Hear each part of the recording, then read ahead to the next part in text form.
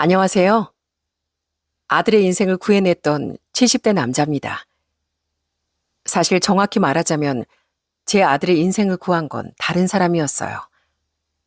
정말 제 인생에 어떠한 영향을 끼칠 거라고 전혀 생각지도 못했던 사람으로 인해 저는 아들의 인생을 뒤흔들 엄청난 진실을 알게 됐었거든요.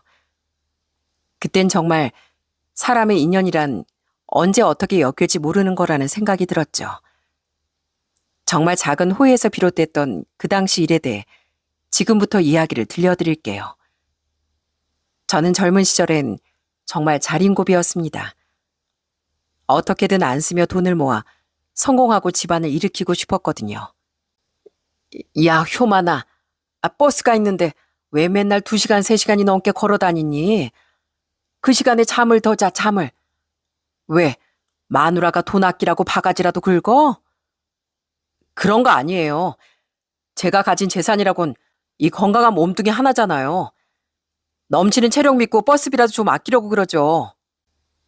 저는 20대 시절 서울로 상경한 뒤 건설 현장을 돌아다니며 돈을 벌었는데요. 돈이 있어도 웬만하면 걸어서 출퇴근을 하곤 했습니다. 일을 하려면 먹어야 했기에 점심을 거르진 않았지만 그것도 웬만하면 대충 집에서 싸온 감자 같은 걸로 때우려고 했어요. 물론 그 시대엔 저 말고 다른 사람들도 많이 그렇게 아끼며 살긴 했었죠. 결혼한 뒤론 처자식을 보다 잘 먹여 살리고 싶다는 책임감까지 생겨 가족에겐 아니더라도 제 자신에게 쓰는 돈은 더 아끼며 살았던 것 같네요. 그렇게 열심히 아끼며 모은 돈과 악착같이 쌓았던 경험과 실력을 더해 저는 30대 초반에 작은 건축회사를 차렸습니다. 그렇게 아끼고 아끼더니 이젠 번듯한 회사 사장님이네요. 당신 멋져요. 나 혼자 힘으로 했나? 같이 아끼고 고생해준 당신 덕분에 내가 바깥일에만 더 집중할 수 있었던 거지. 아무것도 없는 날 믿고 시집 와줘서 고마워. 앞으로도 고생할 날이 많겠지만 그래도 내가 언젠간 당신 꼭 호강시켜줄게. 저는 절 믿고 함께 고생해준 아내를 위해서라도 사업을 꼭 성공시키고 싶었어요. 그리고 피나는 노력 끝에 제 회사는 무슨 기업처럼 커지지 못했어도 제법 안정적으로 자리 잡았죠. 그렇게 성공한 후에도 전 여전히 검소한 삶을 살았지만 절대 인색한 사람은 되지 않았습니다. 조금씩이나마 전 불우이웃을 위해 기부를 하기도 하고 특히 직원들 복지엔 신경을 많이 썼답니다. 대기업도 아닌데 우리 회사만큼 직원들 챙겨준 회사도 없을 거예요. 사장님, 항상 감사하고 있습니다. 감사는요. 내 회사 위해서 밤낮 없이 고생하는 직원들에게 내가 더 고맙죠. 저는 갑질 같은 걸 정말 싫어했거든요. 직원들이 나이가 많든 어리든 저는 꼬박꼬박 존댓말을 쓰며 예의를 갖췄어요. 직급이 높다는 이유로 아래 직원에게 함부로 대하는 직원이 있으면 당장 불러다 화를 내고 즉시 조치를 취했었죠. 심할 땐 아예 권고사직까지 시키곤 했답니다. 실력도 중요하지만 인성이 덜 된 사람은 어차피 회사에 해를 끼친다고 믿었으니까요. 제가 그렇게 갑질을 싫어하는 데는 많은 이유가 있었어요. 저희 아버진 시골에서 동네 유지 어른의 땅을 빌려 농사를 짓고 그 집의 농사일도 도우셨는데요. 그 어른의 성미가 어찌나 고약한지 전 자꾸만 작아지던 아버지 어깨를 보며 자라야 했거든요. 자네, 내일 내 아들내미 생일인데 와서 일손 좀 돕게. 자네 저도 와서 도왔으면 싶은데 알지? 내가 자네도 자네 가족도 다 먹여 살려주고 있는 거. 저신 잘해. 안 그럼 확, 알지? 난 변덕이 아주 심한 사람이라고. 농사가 아니면 먹고 살 길이 없었으니 아버진 그렇게 항상 고개를 숙이셔야 했습니다. 그 모습이 너무 가슴이 아프더라고요. 그리고 제가 학교에 다닐 때도 저희 집이 못 산다며 대놓고 절 무시하던 선생들도 꼭 한 명씩 있었어요. 선생님, 제가 먼저 시비 걸어서 싸우게 된 건데 왜 저한테만 매를 드세요? 저 정말 억울해요. 넌 임마 명태기 쟤랑 다르게 이 학급을 위해서 이 바지한 게 있기나 하냐? 쟤네 집에서 얼마 전에 떡도 돌린 거 알아 몰라? 쟤네 아버진 얼마 전에 학교에 기부도 했어. 아무것도 안 하고 특혜만 받은 넌 명태기한테 고마운 줄 알아야지. 애가 시비 좀 걸었다고 주제도 모르고 손을 올려? 주제 파악 좀 해. 정말 어찌나 서럽던지요. 이후 건설 현장에서 일을 할 때 회사를 차린 지 얼마 안 됐을 때도 저는 간혹 만났던 성미 고약한 현장 반장, 소장들이나 자기가 신이라도 된 듯 행동하던 투자자들, 또 거래처 사장들에게 끊임없는 갑질을 당해야 했습니다. 그랬기에 전 갑질, 무시 같은 것들을 정말 싫어했던 거예요. 저는 일도 사람도 진심으로 대할 줄 알아야 성공할 수 있다고 믿었죠. 돈을 많이 버는 것뿐만 아니라 사람 자체도 참된 사람이 되는 게 진정한 성공이라고 생각했으니까요. 저는 제 큰아들과 두 딸도 그렇게 가르쳤습니다. 돈을 아끼되 인색하지 말고 가진 만큼 어려운 사람에겐 베풀 줄도 알되 생색을 내지도 우월감을 느끼지도 말라고요. 어릴 때부터 그렇게 주입식 교육을 시켜서인지 다행히 아이들은 됨됨이가 반듯하게 자라주더라고요. 그런 세 아이 중 큰애인 아들은 저와 아내에게 좀 아픈 손가락이었답니다. 여보, 늦어서 미안해. 빨리 오려고 했는데 미팅이 좀 길어져서. 정호 열은 어때? 안 떨어져? 네, 아까 병원 다녀왔는데 그새 또 열이 오르더라고요. 계속 이러면 내일 다시 병원에 데려가려고요. 내가 데려갈게. 내일은 회사 좀 늦게 나가도 되거든. 아유, 걱정이네. 사내 녀석이 이렇게 병약해서야 내가 더 건강하게 나아줘서 했는데 정호 볼 때마다 너무 미안해. 나도 그래요. 첫애라 태교의 신경을 많이 못 써준 게 문제였던 건지 정말 너무 속상해요. 아들은 어릴 적 몸이 많이 안 좋았습니다. 툭 하면 쓰러지고 열나고 병치레란 병치레는 정말 다 했었죠. 병원에 입원도 자주 하는 바람에 학교도 많이 빠지게 돼서 얼마나 걱정이었는지 모릅니다. 아들과 달리 딸들은 정말 건강했습니다. 큰딸은 학창시절엔 육상선수로 활동할 정도로 튼튼했고 막내도 정말 건강하고 활동적이었어요. 그런데 왜 아들만 이렇게 약한 건지 너무 걱정이더라고요. 작고 왜소했던 아들은 중학교 1학년 땐 친구들에게 좀 소외도 당했었어요. 아들의 학교에 일이 있어 갔다가 그 사실을 눈치챘던 아내는 속상해서 펑펑 울었죠. 저는 걱정스레 아들에게 물었습니다. 정호야, 혹시 친구들이 나쁘게 굴진 않아? 아버지가 학교에 한번 가주랴? 아니에요, 괜찮아요. 그냥 제가 애들 사이에서 좀 겉도는 것뿐이에요, 아버지. 저는 비록 몸은 약하지만 어떤 일이든 스스로 해결해내고 싶어요. 제가 비록 허약해도 공부도 열심히 하고 체육이든 뭐든 최선을 다한다면 친구들도 제가 괜찮은 애라는 걸 꼭 알아줄 거라고 믿어요. 어린애인 줄로만 알았건만 아들은 어느덧 많이 의젓해져 있더군요. 괜히 긍지 높은 아들을 애 취급한 것 같아 오히려 미안하더라고요. 이후 아들은 묵묵히 최선을 다하더니 나중엔 정말 친구들도 많이 생겼습니다. 아들은 그렇게 비록 몸은 약해도 의지가 강하고 바른 아이였죠. 그래도 아들은 고등학생이 되면서부터 다행히 많이 건강해졌고 시간이 흘러 저희 아이들은 모두 성인이 되고 대학을 졸업했습니다. 둘째인 큰딸은 육상은 그만뒀지만 체대를 졸업하고 임용을 거쳐 학교 체육 선생님이 되었고요. 그런 둘째를 제외한 아들과 막내는 제 회사에서 일을 하기 시작했죠. 아들은 절 돕고 싶다며 건축을 전공했고 막내는 저희 회사에서 회계 일을 맡았어요. 사장님, 정호 씨랑 주아 씨가 사장님 자녀분들인 거 왜 말씀 안 하셨어요? 다들 뒤늦게 알고 깜짝 놀랐잖아요. 처음엔 아이들이 제 자식들이라는 걸 회사에 알리지도 않았습니다. 직원들이 불편해할까 봐서요. 결국 나중엔 이야기가 퍼지고 말았는데 그때도 직원들에게 확실하게 말을 해뒀죠. 내 자식들이라 더 엄격하게 지켜볼지언정 곱게 봐준 일은 없을 테니 혼낼 땐 확실하게 혼내고 전혀 눈치 볼 필요도 없습니다. 그런 일은 없겠지만 혹시라도 애들이 내 이름 팔아서 공경에서 빠져나가려고 하거나 의스댄다면 바로 혼쭐을 내주세요. 다행히 아이들은 요령 피우거나 하는 일도 없이 정말 열심히 일해 주었어요. 막내도 열심히 했지만 언젠간 회사에서 건축을 전공한 자신의 꿈을 펼쳐 보이겠다는 꿈이 있던 아들은 정말 회사 일에 살신성인 자세로 임하더라고요. 너무 기특하고 고마웠죠. 그 약했던 녀석이 언제 이렇게 잘 커졌나 싶더라고요.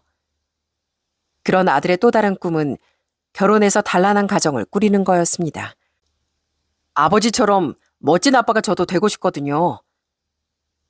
아들이 이런 말에 쑥스러우면서도 내가 나쁜 아버지는 아니었구나 싶어 뿌듯하기도 하더라고요. 아들은 그런 꿈이 있던 만큼 빨리 결혼하고 싶어 했는데 안타깝게도 아들은 여자에게 인기가 없는 듯 했습니다. 아들은 인성은 훌륭했지만 하도 어릴 적에 병약했어서 그런지 마르기도 많이 말랐고 키도 작았어요. 얼굴도 못난 건 아니었지만 그렇다고 잘생겼다고 하기도 힘들었고요. 운동을 열심히 해서 그나마 살도 찌고 몸도 다부져지긴 했지만 아들의 연애 사업은 별로 진척이 없는 듯 했습니다. 그런 아들은 드디어 나이 40에 6살 연하에 결혼할 여자를 데려왔더라고요. 큰딸도 작은딸도 시집을 간 후에 드디어 말입니다. 아버지, 우리 현지 실제로 보니까 정말 예쁘죠? 현지가 얼마나 좋은 사람이냐면요.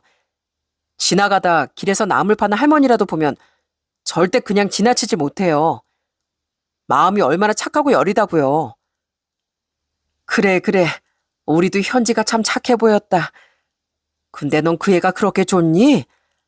인사시키기 전부터도 그렇게 그 애 얘기를 집에 와서 하더니만 아까 보니까 네 눈에서 하트가 뿅뿅 나오더구나. 며느리도 아들을 좋아했지만 아들은 누가 봐도 며느리에게 홀딱 빠져 보이더군요.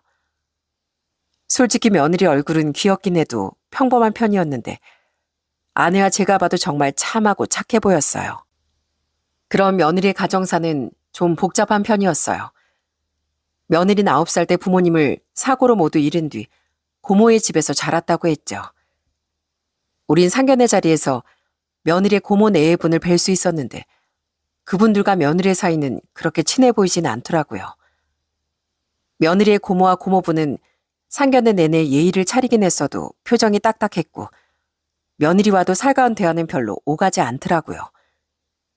나중에 며느린 우리에게 사실 자신의 고모 내외와 그렇게 친한 사이는 아니라고 설명했죠. 두 분이 절 키워주긴 하셨는데요. 제가 고모 오빠의 자식이니까 어쩔 수 없이 거둬줬다는 느낌이 강하긴 했어요. 그렇다고 저한테 뭘 못해주신 건 아니고요. 그냥 그 집에서 제 사촌 동생이랑 다르게 항상 손님처럼 좀 겉도는 느낌이 있었달까요?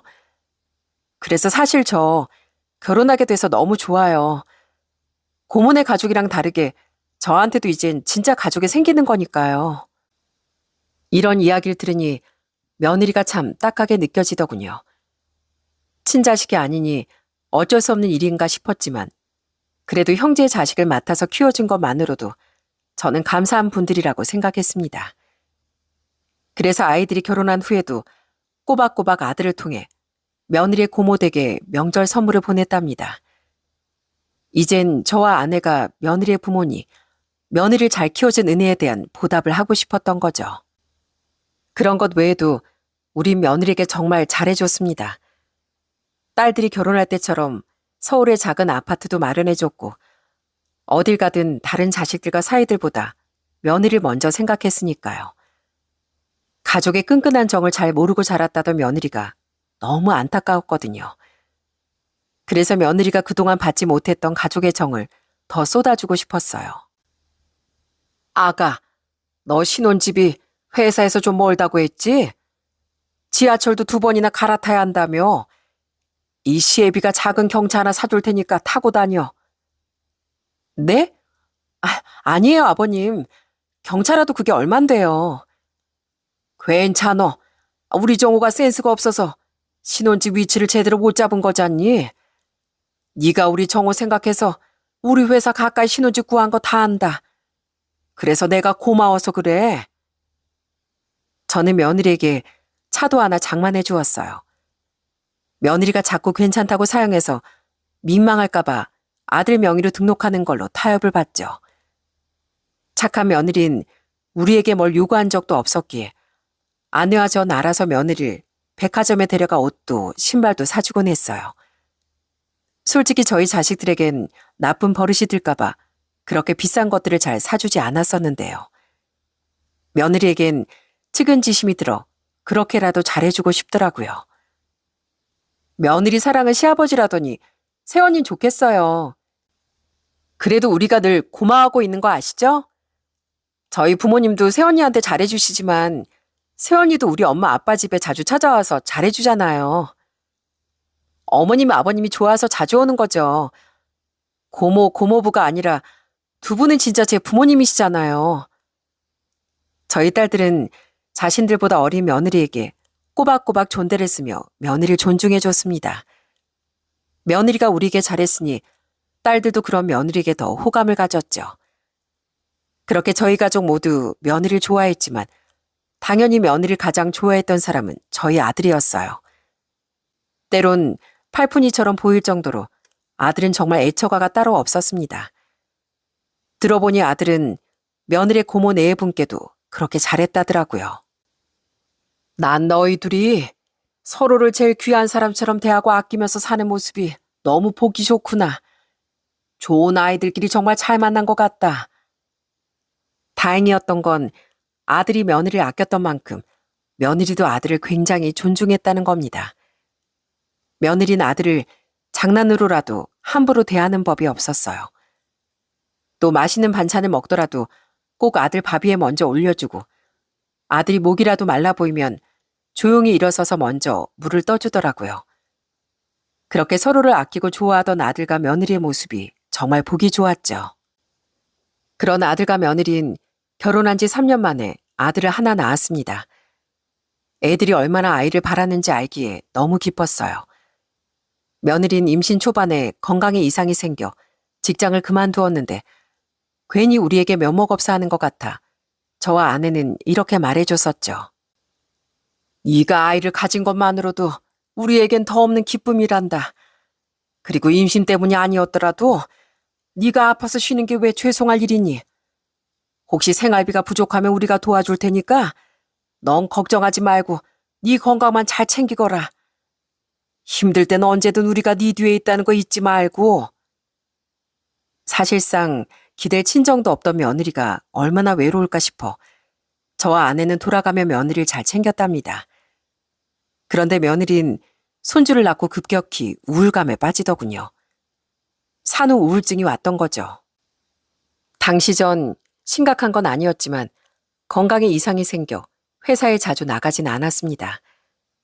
어차피 아이들도 있고 회사엔 정말 오래 일해준 믿을 만한 직원들도 있었으니 그들을 믿고 일선에서 한 발자국 정도 물러났던 거죠.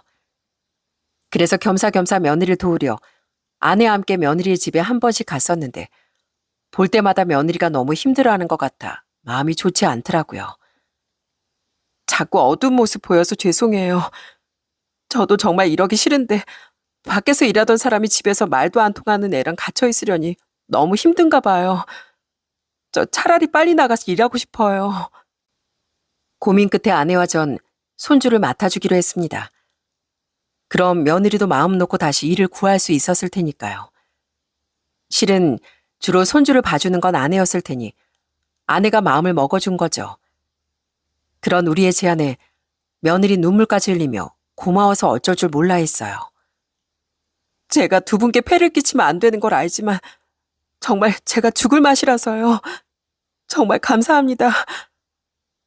아들은 우리에게 수고비라도 주고 싶어 했지만 우린 끝까지 거절했습니다. 어차피 우리가 돈이 아쉬운 입장은 아니었으니까요. 그런데 신이 났던 며느린 생각보다 구직에 어려움을 겪더라고요. 아무래도 애가 있다 보니까 회사 측에서 달궈하지 않더라고요. 애가 있고 없고가 여자한테 영향을 너무 크게 미치는 것 같아요.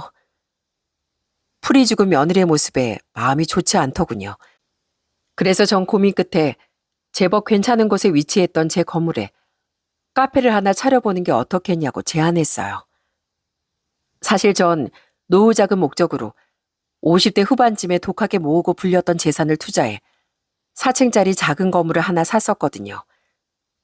마침 그곳 1층에 위치했던 카페가 개인 사정으로 재계약을 하지 않아 며느리에게 그런 제안을 했던 겁니다. 우리 건물이 위치도 나쁘지 않고 내가 월세도 잘 올리지 않아서 한번 들어오면 임차인들이 잘 안 나가는 곳이야. 이번에 어쩔 수 없이 재계약을 하지 않은 카페도 매출이 정말 잘 나왔다고 알고 있다. 너 대학 다닐 때부터 취업되기 전까지 카페 알바 오래 했었다며? 만약 네가 안다면 지금 그 사장이 권리금 싸게 받고 커피 머신 같은 것도 다 저렴하게 넘기겠다는구나. 내가 평소에 잘해주게 고마웠다면서 그 고마움에 그렇게 하겠대. 어떠냐? 네가 하겠다고 하면 내가 인테리어는 전부 한 번씩 싹 손봐주마. 해볼래? 정말요? 저 진짜 그래도 돼요? 저야 너무 좋죠. 정말 감사해요, 아버님. 제가 정말 아버님께 평생 이 은혜를 어떻게 다 갚죠? 며느린 사실 언젠간 카페를 한번 차려보고 싶었다며 정말 좋아하더라고요. 그렇게 며느린 제 건물에서 카페를 시작했어요. 바리스타 자격증도 정식으로 따면서요. 일을 시작한 며느린 하루가 다르게 표정이 밝아졌죠. 아버님 오셨어요? 오늘은 뭐로 드릴까요? 오늘은 커피 말고 캐모마일 티 하나 다오. 아휴, 귀한 건물주님께서 무슨 계산을 한다고 매번 그러세요. 그냥 드릴게요. 여기서 내가 시애비가 아니라 건물주냐? 그래도 그냥 계산해. 내가 건물주인 건 건물주인 거고 손님은 손님이지. 다른 가게에서도 난 할인 같은 것도 절대 안 받아. 저는 며느리 카페 한 번씩 들러서 음료를 마셨습니다. 며느리 카페뿐 아니라 저는 원래 제 건물 임차인들의 가게에 자주 들렀었어요. 불편할까봐 오래 머물진 않았지만 그렇게 들러서 애로사항을 묻기도 하고 가게 매출도 자주 올려주려고 한 거죠. 저는 한 번씩 2층, 3층에 있던 식당들에 들러 식사를 하기도 하고 건물을 산 뒤엔 1층에 있던 이불 가게에서만 저희 집 이불을 샀습니다. 또 아내와 전 저희 건물 4층에 오래 입주했던 미용실만 다니기도 했고요. 전 그렇게 웬만하면 건물에 새들어 장사하고 있는 사람들 가게를 이용하며 최대한 팔아주려고 노력했어요. 또 마스크 시국엔 월세를 정말 많이 깎아주기도 했고요. 그렇게 서로 돕고 사는 게 세상 사는 도리라고 생각했거든요. 그런데 또 아르바이트생이 바뀌었니? 못 보던 친구로구나. 그런데 가만 보니 며느리 카페 알바생들이 너무 자주 바뀌는 것 같더군요. 며느린 한숨을 쉬며 이렇게 말하곤 했죠. 제가 잘해주려고 하긴 하는데요. 요즘 애들이 솔직히 끈기가 좀 없는 것 같아요. 여기가 위치가 좋아서 손님이 좀 꽤 있는 편이잖아요. 근데 힘들다고 금세 그만둬 버리더라고요. 하긴 직원도 아닌 알바생들이니 금방 그만두는 건 어쩔 수 없다고 생각해요. 그래? 그래도 전에 있던 사장은 알바생들 오래 데리고 있는 것 같던데. 하긴 좋은 인연 만나기가 어디 쉽나. 네가 힘들겠구나. 좀 이상은 했지만 며느리가 뭐 누구에게 나쁘게 할 애도 아니라고 믿었기에 그냥 그런가 보다 했습니다.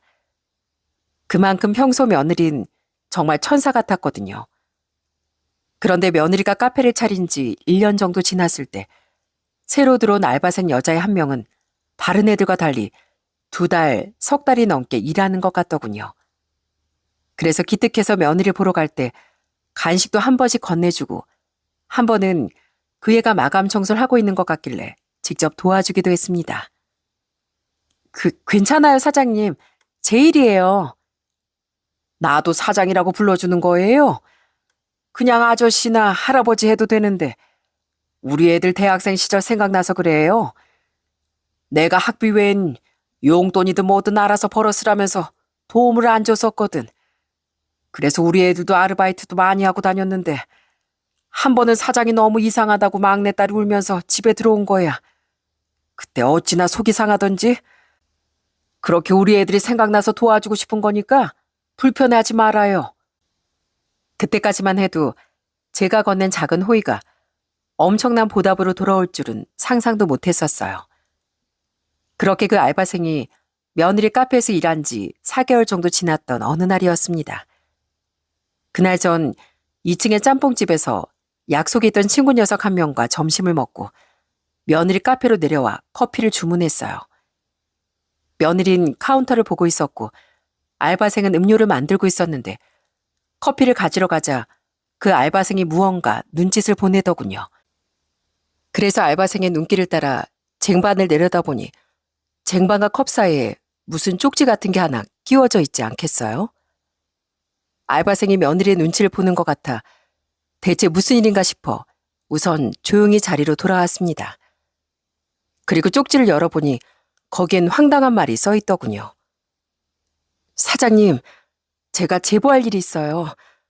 저희 사장님한테 말하지 말고 저한테 따로 연락 좀 주세요. 정말 중요한 일이에요. 대체 이게 뭔가 싶더라고요. 친구는 그게 뭐냐고 물었는데 전 우선 아무것도 아니라고 얼버무렸어요. 저는 조용히 그곳에 적혀있던 번호로 난 건물주고 이 번호로 시간 날 때 연락 주면 될 것 같다는 문자를 남기곤 집으로 돌아왔죠. 이후 퇴근 후 잠시 만나 대화하고 싶다던 그 알바생의 연락에 저는 며느리 카페가 아닌 다른 카페로 나가 그 알바생을 만나게 됐습니다. 그리고 그 알바생이 말한 제보를 듣고 저는 뒤로 넘어갈 뻔했어요. 뜬금없이 그런 쪽지 들여서 놀라셨죠? 죄송해요. 그런데 제가 양심상 꼭 드릴 말이 있어서요. 무슨 일인데 그래요? 그냥 단도직입적으로 말씀드릴게요. 저희 사장님이요. 2층에 짬뽕 가게 체인점 하나 있는 거 아시죠? 거기 사장님이랑 그렇고 그런 사이예요. 저번에 슬쩍 들어보니까 둘이 만난 지 벌써 반년이 넘었다고 하더라고요. 여기 제가 몰래 증거 사진도 찍어서 미리 인쇄도 해왔어요. 알바생은 제게 충격적인 사진 하나를 내밀더군요. 사진엔 카페 앞에서 며느리와 짬뽕집 사장이 누가 봐도 연인밖에 할 수 없는 다정한 스킨십을 하는 장면이 찍혀 있었고요. 바로 그날 제가 친구 녀석과 점심을 먹었던 바로 그 짬뽕집 사장과 며느린 정분이 난 사이였던 거죠. 그 사장은 며느리와 나이대가 비슷한 유부남이었는데 제가 갈 때마다 정말 사람 좋게 절 반겨주곤 하던 사람이었죠. 저는 너무 충격을 받아 말문까지 막혔습니다. 그런 제 표정을 살피며 알바생은 말을 이어갔어요. 놀라셨죠? 사장님이요. 사장님, 그러니까 아저씨 앞에서랑은 평소에 완전 다른 사람이에요. 알바생들한테 엄청 갑질하고 저렇게 뒤에서 몰래 바람 피우고 그런 주제 아저씨 앞에서만 천사인 척 아버님 하면서 가식 떠는데 어떻게 사람이 저렇게 추악할까 싶더라고요. 갑질이요? 네, 그것도 모르셨죠? 여기 알바생들 계속 바뀐 건 아시죠? 그거 다 사장님이 맨날 막말하고 신경질 부리고 뭐 하나 실수라도 하면 서러워서 눈물 터뜨릴 때까지 심하게 굴어서 그런 거예요. 저도 실제로 자주 듣고요. 하류 인생들이 하는 일이 다 그렇다는 둥, 너 같은 멍청인 대학 졸업하고 나서도 취업도 못하고 밑바닥 인생을 살 거라는 둥, 건물주 며느리인 자기랑 이런 데서 고작 알바나 하는 너랑은 급이 다르다는 둥, 진짜 서러운 말들이요. 그리고 사장님, 알바들 월급도 제대로 안 줘서 노동청에 신고도 2번이나 당했었대요. 이건 제가 여기 막 들어왔을 때 그만두려던 다른 알바생이 말해줬던 거예요. 알바생이 말해준 며느리의 실체는 반전 그 자체였습니다. 그러니까 그동안 알바생들은 며느리의 갑질 때문에 그만뒀던 거예요. 심지어 며느린 10분 지각했다고 1시간치 시급을 제외하기도 하고 실수로 컵을 깬 알바생의 월급에서 2만 원을 멋대로 빼고 주는 등 임금을 가지고도 못되게 굴었다고 하더라고요. 노동청에 신고를 당한 뒤엔 부당 지급한 임금을 제대로 주긴 줬지만 뒤에서 다른 알바생들에게 그렇게 욕을 했다네요. 그동안 다른 사람들은 더러워서 빨리 거길 때려치운 건데요. 저는 대학 학비 때문에 꾹 참고 넉 달이나 버틴 거예요. 저희 집은 가난한 시골 농가인데 저 혼자 서울의 상경에서 힘들게 지내고 있거든요. 그래도 너무 힘들어서 다른 알바를 구할까도 했었는데요. 뭐든 쉽게 그만둬 버릇하면 제 인생이 쭉 그렇게 될까 봐 오기가 생기더라고요. 그래서 우선 버티고 버텼는데 이젠 정말 못하겠어서 그만둔다고 말해버렸어요. 저 사실 오늘이 마지막 근무였어요.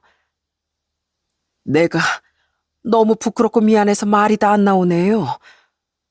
저희 사장님은 정말 끔찍하게 싫었는데요. 그래도 저 아저씨는 정말 좋은 분이라고 생각했어요. 아직 대학생인 저한테도 꼬박꼬박 존댓말 해주시고 친절을 베풀어 주시고 그래서 더 저희 사장님 실체를 폭로해야겠다고 생각했어요. 갑질도 갑질이지만 아저씨 같은 시아버지 덕에 편하게 살고 있으면서 바람을 피우는 건 정말 아닌 거잖아요. 그래서 그만두기 전에 이렇게 양심 고백하는 거예요. 정말 믿을 수가 없더라고요. 하지만 그 알바생이 증거로 몰래 녹음해뒀다던 음성 녹음까지 듣자 저는 현실을 받아들일 수밖에 없었죠.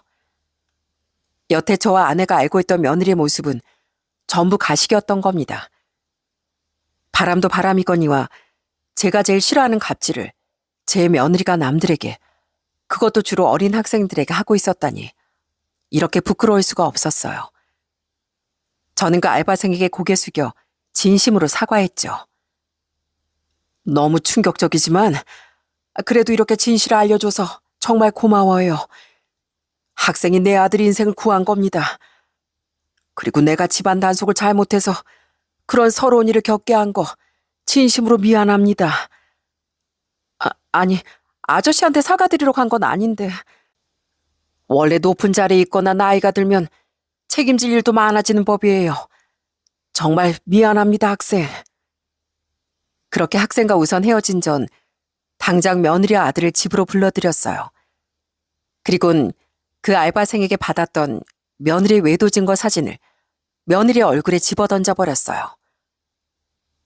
아버님, 이걸 어디서... 지금 그게 중요하냐? 내가 네 가게를 얼마나 자주 가는데 겁도 없이 내 건물에서 내 건물 임차인이랑 이따위 짓을 벌여? 내가 뭔가 이상해서 네 뒷조사 좀 해봤다. 너 내 건물에서 짬뽕집 하는 이놈이랑 만난 지 반년도 넘었더만, 이미 제게 모든 이야기를 들었던 아내도 며느리를 차갑게 바라봤습니다. 며느린 얼굴이 파랗게 질린 채 덜덜 떨기 시작했어요. 충격을 받은 아들은 사진을 물끄러미 바라보더니 난생 처음 아주 거친 행동을 보이더라고요. 바로 며느리의 뺨을 세차게 올려붙인 거죠. 아! 여보. 여보라고 부르지도 마. 당신 이래서 친구들과 여행 간다, 친구 집에서 자고 온다면서 외박하고 번번이 술에 취해서 들어왔던 거였어? 내가 당신 요새 좀 이상하다고 했더니 당신 나한테 뭘 했어? 의처증이냐며. 그거 이혼 사유라고 길길이 날뛰었잖아. 뭔가 이상한 것 같았는데 그래도 설마 아니겠지 했어. 당신이 화가 나서 날 떠날까봐 더 추궁을 못하고 혼자 속을 끓였지만 그래도 난 의심하기보단 당신을 믿는 길을 택했어. 근데 당신을 그렇게 좋아했던 날 이렇게 상처 줘? 여보, 그게... 내 말 좀 들어봐. 듣긴 뭘 들어. 이 사진 한 장이 모든 걸 말해주고 있는데. 아버지가 이미 다 알아보셨다잖아. 우리 부모님이 당신한테 얼마나 잘해주셨는데 다른 데도 아닌 우리 아버지 건물에서 이딴 짓을 할 수가 있어? 어떻게 우리 아버지 얼굴에 이렇게 먹칠을 해? 당신 오늘 집에 가자마자 짐 싸서 나가. 알았어? 이혼당할 각오는 제대로 하고 이딴 짓 벌인 거지? 아들의 울분에 찬 말을 들어보니 이미 며느린 낌새가 있었던 모양이었어요. 하지만 아들은 끝까지 며느리를 믿고 싶어 했던 겁니다. 아들이 입에서 나온 이혼이라는 말에 며느린 기겁을 하며 매달리더라고요. 여보, 내가 잘못했어. 나 그냥 한 번 딱 실수한 것뿐이야. 그냥 지나가는 바람이었어. 이젠 두 번 다시 이런 일 안 만들게. 여보, 나 당신이 그렇게나 좋아하던 현지야. 당신 나 없으면 못 살잖아. 제발 한 번만 용서해줘. 아니, 봐줄 일이 따로 있지. 난 당신 절대로 용서 못해. 당신은 당신 너무 좋아했던 내 마음을 이용해서 뽑아먹을 건 다 뽑아먹고 뒤에선 이렇게 날 우롱한 쓰레기야. 내가 당신을 그렇게 좋아한 걸 다 알고 있었으면 그런 내 마음에 적어도 빗을 꽂지 말았어야지. 난 당신이랑 바로 이혼할 거고 우리 애 얼굴도 못 보고 살 줄 알아.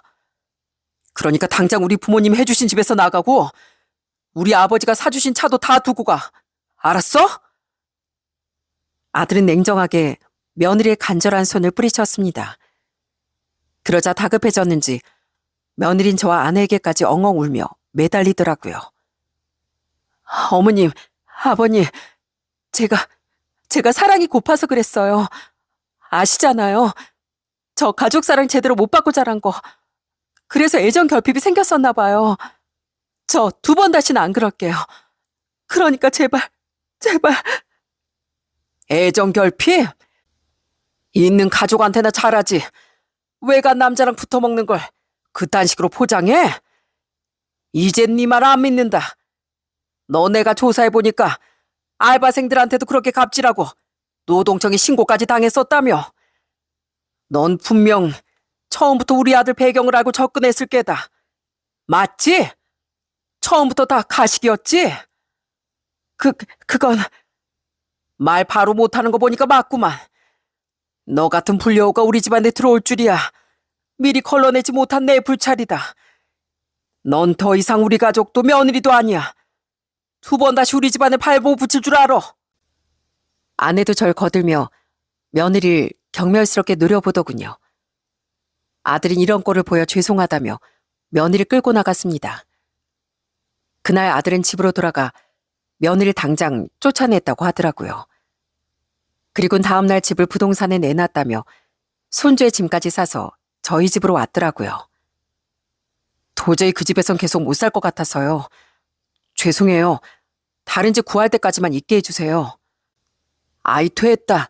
방이 이렇게 남는데 왜 네가 집을 나가? 어차피 애도 우리가 봐주고 있었으니 그냥 여기 살거라. 그게 우리도 마음이 편하겠어. 감사해요. 저요. 진짜 배신감이 너무 커요. 애엄만 철저히 자기를 좋아하는 절 이용만 했던 거잖아요. 사실 그동안요. 집사람 저 정말 막대했어요. 다른 가족들 앞에선 저한테 잘하는 척했지만 언제부턴가 집에선 절 야야 하면서 무시하고 집안일도 손도 안 대고 다 저더러 하라고 하더라고요. 전 집사람이 절 떠날까봐 어디 말도 못하고 그냥 살았는데 제가 바보였어요. 그 사람이 절 존중하지 않는다는 걸 깨달았을 때 이 결혼은 진짜 끝이 났던 거예요. 그동안 몰랐던 진실을 들어보니 정말 억장이 무너지더라고요. 우리가 그렇게 철저히 속고 있었다니 정말 기가 막히더라고요. 그리고 아들은 며느리의 바람을 알게 된 지 이틀 뒤 며느리의 고모에게 전화를 받았습니다. 저도 옆에 있었기에 통화 내용을 대충 들을 수 있었죠. 그때 우린 몰랐던 며느리의 남은 실체마저 전부 알게 됐어요. 강서방, 다 들었네. 현지가 바람 피워서 이혼하기로 했다며? 집에서 쫓겨나서 갈 곳이 없다고 어제 우리 집에 왔더라고. 자네가 우리한테 얼마나 잘해줬는데 정말 면목이 없네. 미안하네. 며느리의 고모는 그 기가 찬 이야기를 듣고 며느리를 받아주지 않았다고 합니다. 그러면서 저희 아들에게 며느리의 과거에 대해 털어놓더라고요. 사실 난 항상 자네한테 미안했어. 난 현재 실체를 알고 있었으니까. 그 애 고등학교 다닐 때 친구를 못 사게 굴고 술 담배도 하고 사고란 사고는 다치던 문제아였네. 어디 그뿐인가. 도벽도 심해서 나랑 내 남편 지갑에 있는 돈도 허구한 날 훔쳐가고 우리 딸 용돈마저 훔쳐가곤 했어. 나중에 성인이 돼서도 우리한테 키워준 은혜를 갚기는커녕 돈 좀 달라, 조카는 자식도 아니냐 하면서 얼마나 진상을 피우던지 원. 그래도 내 오빠의 자식이니 내치지 못했네만 정말 우리 가족은 걔한테 학을 뗐었네. 말도 안 돼. 대체 그 사람 어디서부터가 진짜고 거짓이었던 거예요? 아휴, 그래서 자네에게 늘 미안했던 거야. 그런데 그렇게 우리에게도 현지한테도 잘했던 자네를 두고 바람을 피웠다는 얘기를 들으니까 정말 걔가 사람으로도 안 보였네. 그래서 너 같은 건 더는 감당이 안 되니까 2번 다시 찾아오지도 말고 그냥 아이 연을 끈자고 쫓아내버렸지. 충격적인 며느리 실체를 털어놓은 며느리의 고모는 아들에게 다시 한번 사과라고 전화를 끊었습니다. 정말 우린 귀신이라도 쉬었다 정신을 차린 사람처럼 어안이 벙벙했죠. 그렇게 자기 고모에게도 연이 끊긴 며느린 한동안 계속 저희 집으로 찾아와 울며 불며 진상을 피우더라고요. 여보, 당신 여기 있지? 나 갈 데가 없어서 급하게 고시원에 들어가서 살고 있어. 좁고 방음도 안 되고 정말 나 거긴 더는 못 있겠어. 여보, 나 진짜로 반성하고 있어. 그 사람하고도 바로 헤어졌어. 그러니까 나 좀 제발 용서해줘. 어? 어머님, 아버님, 저 정말 갈 곳이 없어요. 생판 남에게 구걸할지언정. 아이, 어떻게 여길 찾아서 애원을 해? 경찰 부르기 전에 당장 사라져. 하지만 우린 한 번도 문을 열어주지 않았습니다. 하도 고래고래 소리를 지르기에 경찰까지 불렀더니 그제야 더는 찾아오지 못하더라고요. 당연히 전 며느리 카페도 바로 빼버렸어요. 그리고 짬뽕 가게를 손님이 제일 많은 점심시간마다 매일같이 찾아가 그놈을 망신줬죠. 내 며느리랑 바람난 주제에 무슨 낯짝으로 여기서 계속 장사를 하나. 너 같은 거한테 월세 깎아주고 좋은 데까지 해줬던 내가 한심하다. 한심해. 당장 가게 빼. 진짜 왜 이러세요, 사장님? 오해시라니까요. 저 장사해야 돼요. 오해? 증거가 있는데 무슨 오해야? 저는 발뺌하려던 그놈에게 증거 사진까지 들이밀며 망신을 줬습니다. 소문은 건물에도 손님들에게도 쫙 퍼져 그놈은 한동안 얼굴도 제대로 들고 다니지 못했어요. 어차피 곧 계약도 만료였던지라 그놈은 결국 조용히 가게를 빼고 사라졌습니다. 그 뒤로 다른 곳에 다시 가게를 차렸는지 어쨌는진 제 알 바가 아니었죠. 아들은 그놈의 아내도 찾아가 모든 진실을 폭로했다더군요. 아들은 며느리에게 이혼 소송을 걸었고 그놈에게도 위자료 청구 소송을 걸었어요. 이혼 소송을 당한 건 그 상간남도 마찬가지였고요. 그놈도 자기 처가에서 받은 게 많았던 모양인데 처가에서 해준 모든 걸 빼앗기고 이혼당했다고 하더라고요. 그렇게 며느리와 그놈은 저희 아들과 그놈의 아내에게 각각 위자료를 지급하며 양육권도 빼앗긴 채 이혼녀, 이혼남 신세가 됐답니다. 그땐 경황이 없어서 제대로 살해를 못했네요. 정말 고마웠습니다. 저는 아들의 인생을 구해준 알바생에게 정중히 사례를 했습니다. 어려운 형편에 조금이라도 보탬이 되라고요. 처음에 알바생은 멋쩍어 하며 거절했지만 전 이렇게 말하며 돈을 손에 꼭 쥐어줬죠. 선의에 대한 보답은 받아도 되는 겁니다. 그래야 내 마음이 편해서 그래요. 학생의 도움이 내 아들의 인생을 구했으니까요. 그렇게 아들의 이혼이 마무리된 것이 고작 2달 전 일입니다. 아들은 손주와 함께 여전히 저희 집에 살고 있어요. 아들의 상심이 너무 큰 것 같아 저와 아내는 아들의 마음을 위로해주기 위해 정말 많이 노력했죠. 딸들도 사이들과 함께 자주 찾아와 아들에게 힘이 되어 주려고 하더라고요. 고맙게도 사이들은 얼마 전 아들을 데리고 남자들끼리만 낚시 여행을 다녀오기도 했습니다. 저에게도 같이 가자고 권했는데 전 웃으며 거절했어요. 젊은 사람들끼리 술도 한잔하면서 허심탄회한 이야기 많이 하고 와. 아버진 내가 해줄 수 있는 위로와 또래인 자네들만이 해줄 수 있는 위로는 또 다를 거 아닌가. 우리 정호 신경 써줘서 고맙네. 뭘요. 그동안 저희가 형님에게 받은 게 정말 많잖아요. 제가 한번 실직했을 때 형님이 집사람 몰래 찾아와 돈 뭉치 쥐어주시고 한 거 전 아직도 잊지 못합니다. 그러니까 이번엔 저희가 형님에게 받은 고마움을 갚을 차례예요. 그렇게 사이들과 다녀온 여행이 아들에겐 꽤 좋은 시간이었나 보더라고요. 그 뒤로 아들의 표정은 전보다 많이 밝아졌거든요. 그리고 바로 며칠 전 아들은 제게 이런 말을 하더라고요. 생각해보면 40여 년의 제 인생 중에 결혼 생활은 고작 몇 년뿐이었잖아요. 근데 고작 그 결혼 하나 실패했다고 인생이 망한 것처럼 망연자실해 있는 게 너무 손해인 것 같더라고요. 그러냐? 아주 긍정적인 생각을 했구나.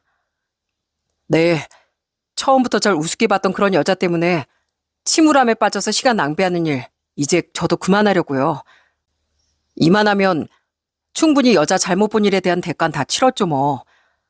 그러니까 이젠 우리 아들만 보면서 저 전처럼 열심히 일하면서 살려고요. 비록 남편으로선 실패했지만 아빠로선 꼭 성공하고 싶거든요. 제가 아버지를 존경하면서 자랐던 것처럼 저희 아들도 꼭 그렇게 자랐으면 좋겠어요. 아버지께도 어머니께도 늘 죄송하고 감사해하고 있어요. 그러니까 최소한 두 분이 제 걱정하실 일은 없게 저 다시 힘낼게요. 지켜봐 주세요, 아버지. 이 녀석이 때론 길을 헤맸더라도 인생을 잘 걸어나가고 있구나 하는 생각이 들더라고요. 아내에게도 이야기를 해주었더니 다행인 듯 웃으며 이런 말을 하더라고요. 우리가 애 몸은 좀 약하게 세상에 내놨어도 내신은 튼튼하게 키워냈네요. 다행이에요. 아들은 이렇게 비록 아픔을 겪긴 했어도 다시 씩씩하게 일어섰습니다. 저와 아내는 부모로서 그런 아들의 인생을 묵묵히 응원해 주려고요. 너무 일찍 엄마를 잃게 된 손주를 잘 돌봐주면서요. 전 며느린 들리는 얘기론 어디 원룸을 하나 구해 살며 카페 사장이던 경력을 살려 한 카페 직원으로 일하고 있다더군요. 상간난간 헤어진 모양이었고요. 그렇게 돈을 벌어 손주 양육비를 보내고 있는데 잘 지내는지 어쩌고 있는진 잘 모르겠습니다. 관심도 없고 뭐 별로 알고 싶지도 않거든요. 다만 한 번쯤은 자신처럼 갑질 않은 사장을 제대로 만나 역지사지 호되게 당했으면 합니다. 그렇게라도 서러움을 삼키며 일했을 알바생들의 아픔을 겪어봤으면 싶네요. 그리고 언젠간 제 아들의 마음에 상처를 낸 일에 대해서도 똑같은 일을 당해 피눈물을 흘렸으면 합니다. 어름스럽지 못한 생각이지만 부모로서 아직도 아들의 상처만 떠올리면 이가 바득바득 갈리거든요. 여러분 잘 아시겠지만 행동은 그 사람의 수준을 나타내는 마음의 거울입니다. 내가 남보다 가진 게 좀 많다는 이유 하나로 다른 사람의 마음을 우롱하고 짓밟는다면 그만큼 나 자신이 흉측해지는 거라고 생각해요. 가식으로 처음에야 그런 흉측함을 잘 포장할 수 있겠지만 그 얇은 포장지가 사람의 본질을 얼마나 오래 가려줄 수 있겠습니까? 전 며느리는 그런 의미에서 참 흉측한 아이였습니다. 자신을 더 좋아하던 제 아들의 마음을 짓밟고 우롱하고 한 푼이 간절한 어린 알바생들의 마음을 아무렇게나 구겨버렸으니까요. 게다가 자신을 키워준 고모 내와 자신에게 그렇게 잘해줬던 저와 아내에 대한 고마움도 전혀 몰랐으니 전 며느린 그 추악한 실체에 걸맞은 비참한 결말을 맞이하게 된 거라고 생각해요. 타인도 나 자신을 대하듯 배려할 줄 알아야 내 인생도 존중받을 수 있는 법입니다. 그러니 많은 사람들이 그 사실을 잊지 말고 흉측하기보단 아름답게 자신의 내면을 가꾸는 것에 가치를 두며 살아갔으면 싶습니다. 그럼 전 여기서 이만 제 이야기를 마쳐보려고 해요. 제 이야기를 끝까지 들어주신 여러분께 늘 좋은 일이 함께 하시길 바랍니다. 들어주셔서 감사합니다.